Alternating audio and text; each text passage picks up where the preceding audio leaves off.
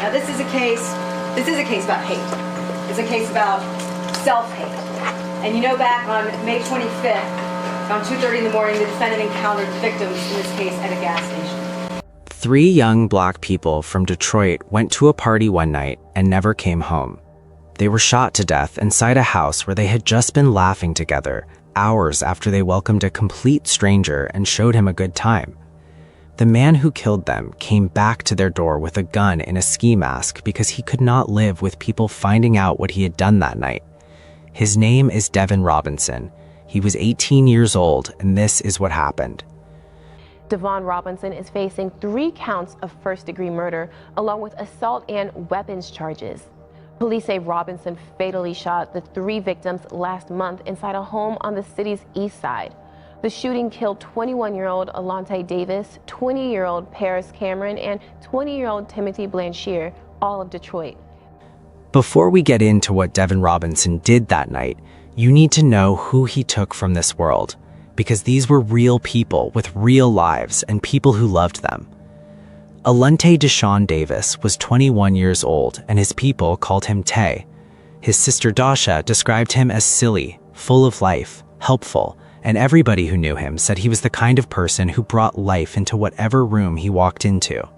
He and Timothy Blanchard were best friends, the type where you rarely saw one without the other.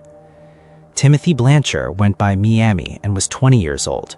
A friend named Poindexter Mizrahi remembered him as really funny and charismatic, someone who loved to talk stuff, shoot the dozens.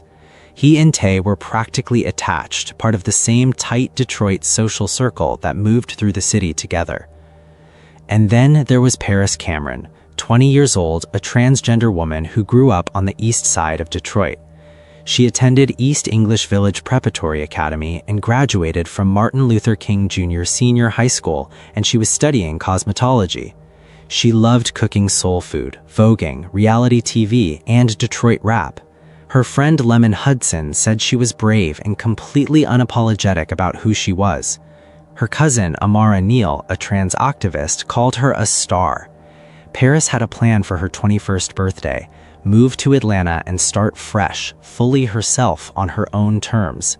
She had been living with her close friend Jordan Banks and his mother Patricia, who treated her like family and described her as very sensitive and big-hearted. She never got the chance to make that move. On the night of May 24, 2019, a man named Lance Atterbury was hosting a party at his home on Devonshire Street on Detroit's east side. Alante, Timothy, and Paris were all there, along with their friends Clifton Keys and Armin Matthews. Around 2:30 in the morning, a few of them walked over to the nearby BP gas station to grab some blunts and snacks, where they ran into Devin Robinson. He was standing outside, and Paris noticed him right away. She went over, started talking to him, and invited him back to the party. The gas station clerk had already let Devin know that Paris and her crew were part of the LGBTQ+ community. He seemed unsure, walking up the block toward his house on Buckingham Avenue, then stopping and turning around, going back and forth in his own head. And back on May 25th, around 2:30 in the morning, the defendant encountered victims in this case at a gas station. And you know that Paris was hitting on him and coming on to him pretty hard. And the defendant, you see him, goes in and out of the gas station, and then when he goes home, he's thinking about it. He's not sure. Even before it happens, he's not sure how he feels about it. He eventually made up his mind and walks back to the Devonshire house with them, and what happened once he got there was not what any of them expected. What started as a regular late-night hangout turned into something much more intense. Devin Robinson ended up in the upstairs bedroom where he took part in sexual activity with multiple people, including Alante Davis, Timothy Blanchard, and others. According to testimony from party host Lance Atterbury, there were about 7 people present during what witnesses in court called an oral orgy, with people going up and down the stairs throughout. And what happens over there is not your routine hookup, okay? It is multiple people performing oral sex on the defendant. This is not your average hookup. It's extreme, it's extraordinary, okay? And Blair tells you that during this time that there are people running up and down the stairs going, oh, he gay, he gay. You know, everyone's laughing, running around. It is craziness. People in that house were laughing out loud about what was happening upstairs, calling him gay, carrying on about it openly. For the people at that party, it was just a regular, wild, funny night that they would be talking about for days. For Devin Robinson, it was a completely different situation, and you could see it on his face when he came back downstairs. Before he left, he acknowledged everybody and everything, and he seemed really shook. Like he was, the energy I got off of him was not friendly energy. He gave off energy like he was disgusted. Armin Matthews noticed it right away. Devin got dressed, came downstairs, and headed straight for the door without sitting down or saying much of anything. He did not linger or act normally. He was checked out, cold, and as he walked out, Armin told him to take care of himself. Whatever, he said, oh, y'all, let's see me again. I don't know what that was about. Clifton Keyes noticed the same thing. He later testified that he could not read Devin's face at all when he left, like nothing was going on behind the eyes. Keyes said the look was the look of shame. The look in his eyes was like the look of like shame. Nobody at that party understood what those signs meant. How could they? Devin Robinson was a stranger they had treated well, a person they had been nothing but welcoming to. After he walked out, the group went back to their night, sitting around the table together, laughing and talking, still enjoying themselves as the sun started coming up. Alunte, Timothy, Paris, Clifton, and Armin still there, still laughing. Devin Robinson walked those 2 blocks home to Buckingham Avenue and spent the next 50 minutes deciding what to do about it. Surveillance footage from the BP gas station had already captured Devin's movements from earlier in the night, and it was about to capture something more. After leaving the Devonshire party, he stopped at that same gas station around 4 in the morning, roughly an hour before the shooting. The footage showed him standing outside, dry heaving and spitting, then going in, buying some juice, and walking back out. He passes that BP gas station, passes the door, comes back, and he kind of dry heaves and spits. Dry heaves and spits. And then he goes back to his house at 4:03 a.m. He was home. He was up. And according to prosecutors, he was sitting with the reality that what happened at that party was not going to stay quiet. These were his neighbors. These were people who were out and vocal, who were already laughing about the whole thing while he was still in the building. In a neighborhood where everybody knows everybody, there was no version of that night where the story stayed behind those walls. And he's in that house for almost 50 minutes thinking about what he's just done. And he knows that those people over there on Devonshire, they're loud, they're out, they're proud, they're laughing about it. This is not going to stay a secret. Everybody in that neighborhood is going to know what went down at that Devonshire house, and he knows it. Phone records showed a call attempt at 4:50 a.m. to his mother. No real conversation, just a brief contact. A minute or so after that, a neighborhood camera across the street from Devin's Buckingham Avenue home picked up a figure in black leaving the house and heading toward Devonshire Street. At exactly 4:53 in the morning, a second camera across from the Devonshire house caught that same person arriving from the direction of Buckingham, 2 blocks away. 8 minutes total, door to door. Inside, the group had no idea anything was coming. Some of them had gone back to the gas station to find Clifton Keyes' wallet and had just returned. The mood was still relaxed. Then they heard footsteps, sounds that some of them thought at first were fireworks. And then you hear pound pound, you hear the shots of fire, right? Yes, and during that time you're thinking that it's Lance playing a joke, because you know Lance is, I guess, known as the jokey pokey type of guy, so they said, so we're all thinking it's Lance. And as soon as these shots started being fired, you ran to the bathroom, correct? No, sir, I was in the 2-second shock. Everybody else started running around though. The person who came through that door was wearing a ski mask and a black skull cap. Nobody could make out their face, but Clifton Keyes was right there in that living room when it started and managed to get a brief look at the eyes and the skin tone of the shooter through the mask. More than 20 shots were fired. Alunte Davis was shot twice. Paris Cameron was shot 4 times. Timothy Blanchard was shot 4 times. Clifton locked himself in the bathroom and could hear his friends screaming. Armand Matthews grabbed Timothy and pulled him down to the basement, pressing his hands against the gunshot wound on his chest while staying on the phone with 911. Next thing, like literally, this is all we were doing was sitting there, and that's when the gunshots took place. I was in the dining room area. I really could not see the front door. Blair's seen everything. When I seen the gunshots, I immediately, first we were all, we were like, what are they? Are they fireworks? But, I grabbed Timothy and I rushed down to the basement, and I had him with me. When we were running down the basement, he was saying something to me, and he immediately stopped talking. He grabbed my hand and put my hand where the bullet shot was, on his chest. Timothy Blanchard died in that basement, with Armand trying to save him. Alunte Davis and Paris Cameron died in the dining room. The only reason Clifton and Armand are alive today is that they got out of the way fast enough. At 5:01 in the morning, the Buckingham Avenue camera caught the same figure in black running back from the direction of Brunswick Street and back into the house, completing an 8-minute round trip. Devin Robinson had walked 2 blocks, shot 5 people, and was already home.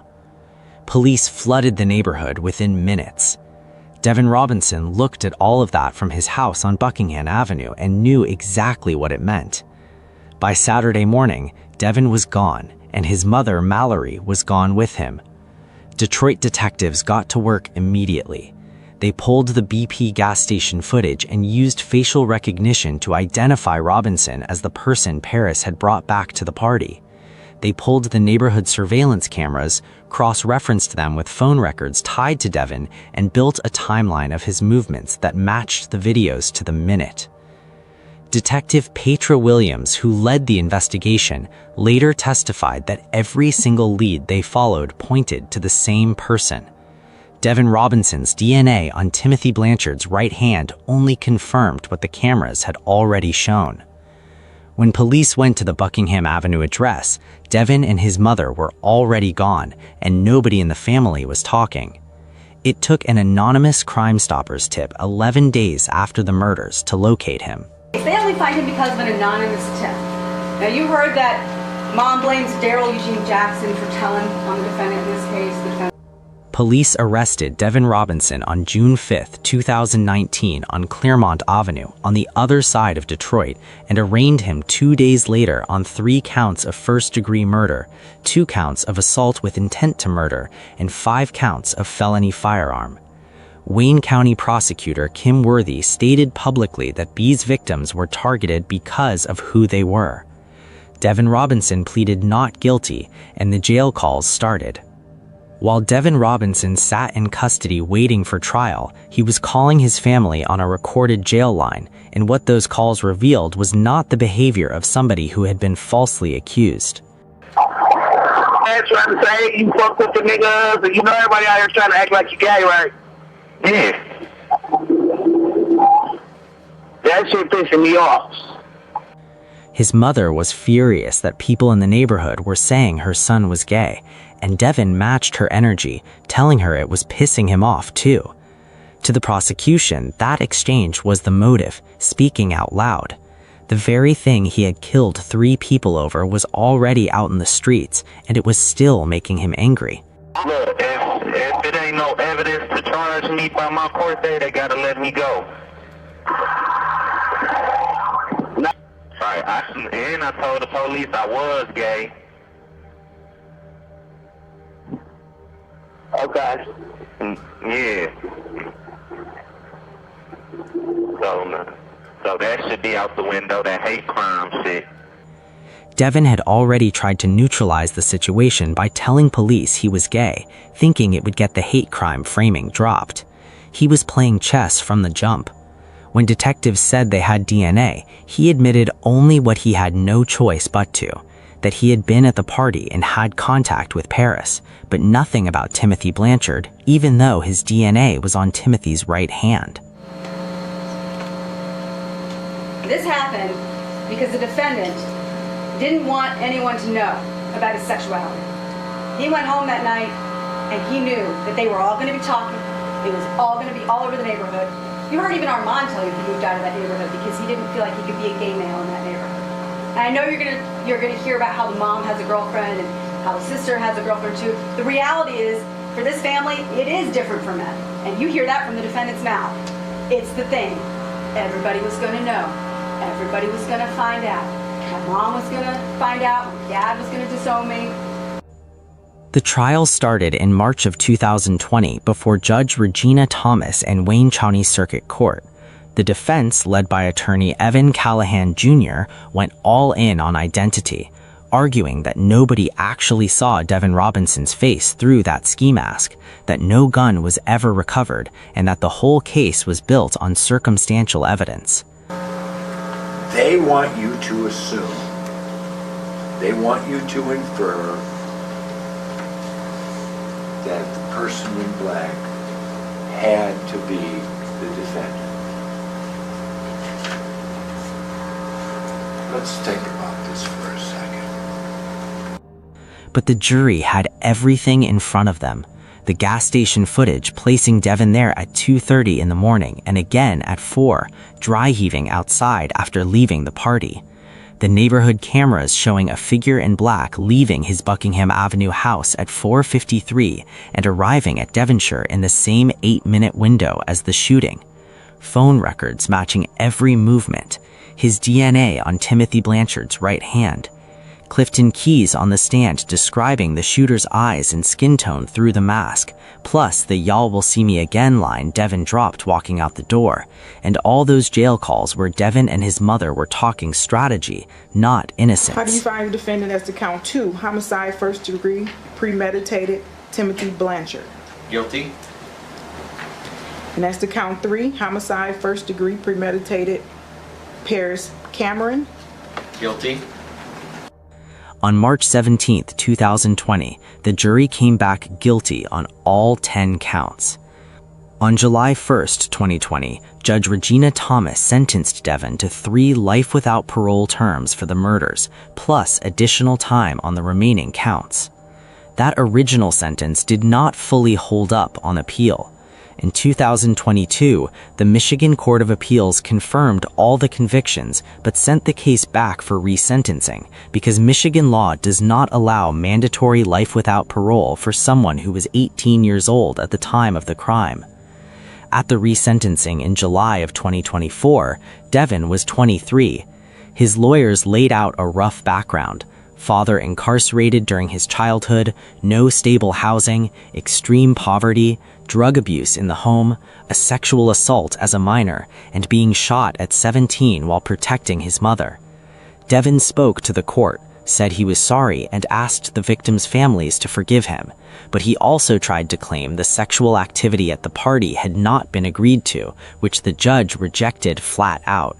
And it walks those 2 short blocks over to Devonshire, and he has to eliminate the threat. He has to make sure nobody finds out what happened.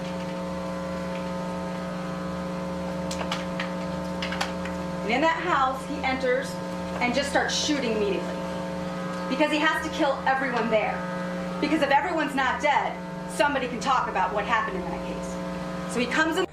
Judge Thomas gave Devin 35 to 60 years on each murder count. He won't see a parole board until he has served at least 35 years, putting him in his late 50s at the earliest. The Michigan Court of Appeals confirmed that sentence in November of 2025, and Devin Robinson remains in Michigan State Prison. The community celebrated the lives of Alunte, Timothy, and Paris in June of 2019, and organizations like the Human Rights Campaign and the National Coalition of Anti-Violence Programs put their names into a wider conversation about violence against Black LGBTQ people in America. All 3 of them are still remembered by the people who loved them. Clifton Keys and Armand Matthews, the two who survived, had to sit in that courtroom and look at the man who murdered their friends. Keys broke down on the stand at one point, and when the judge asked him why he was upset, he gave the only real answer there was. I'm just really frustrated about me losing my friends, that's all. I didn't mean to take it out on anybody, it's just more so, like, I'm really frustrated. Really frustrated. And I'm pretty sure a lot of you all know what loss feels like. It's not the easiest thing to deal with. Do you think Devin really crashed out from being down low or out of being exposed for what he really was? Let me know what you think in the comments section. Also, click on one of the cards on your screen to see more videos like it. See you in the next one.